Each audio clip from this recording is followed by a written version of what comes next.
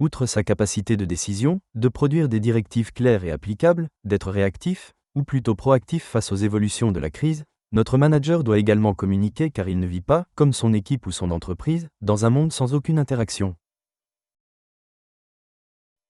Au risque d'en décevoir certains, à commencer par les nombreuses officines spécialisées dans ce domaine, pour qui crise égale communication, la communication seule n'a jamais permis de sortir d'une crise. Car il faut s'attaquer aux causes, non uniquement aux conséquences.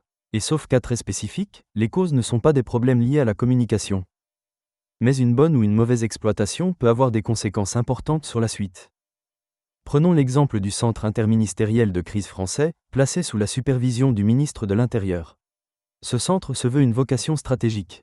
À sa création, il comportait généralement, si l'on en croit le site officiel du ministère alors, une 50aine de personnes, dont une quinzaine au sein de la cellule communication.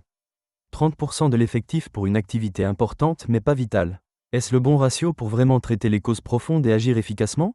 La crise du Covid et le rapport Lisuré ont permis d'en revoir son organisation générale.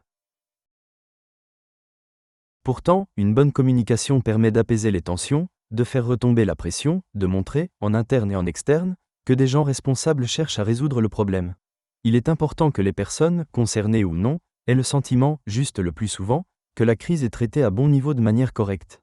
C'est aussi l'opportunité de couper court aux fausses informations relayées par les médias ou les réseaux sociaux, à l'éventuelle volonté de désinformation d'organismes mal intentionnés. Mais une communication bien conduite est aussi une communication honnête. On ne ment pas, on ne travestit pas, même si on ne veut pas ou on ne peut pas répondre à toutes les questions. Mal conduite, négligée ou absente, cette même communication va amplifier la crise, ajouter des difficultés qu'il faudra résoudre également, comme si la charge initiale n'était pas suffisante, et ce sous peine d'être le germe d'une nouvelle crise, susceptible de toucher des parties de l'entreprise peu ou pas touchées initialement. Un effet boule de neige particulièrement préjudiciable.